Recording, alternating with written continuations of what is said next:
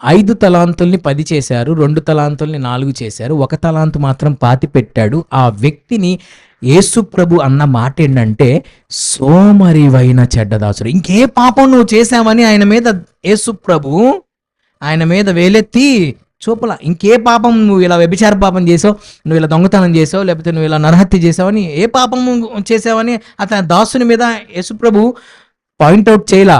పర్టికులర్గా అతని మీద పాయింట్అవుట్ చేసిన పాయింట్ ఏంటి? సోమరివైన చెడ్డదాసుడా, వీని కాళ్ళు చేతులు కట్టి వెలుపటి చీకట్లోనికి త్రోసివేయుడు, అక్కడ ఏడ్పును పండ్లు కొరుకుటేవును. అతనిలో జీసస్ క్రైస్ట్ పాయింట్అవుట్ చేసిన ముఖ్యమైనటువంటి మిస్టేక్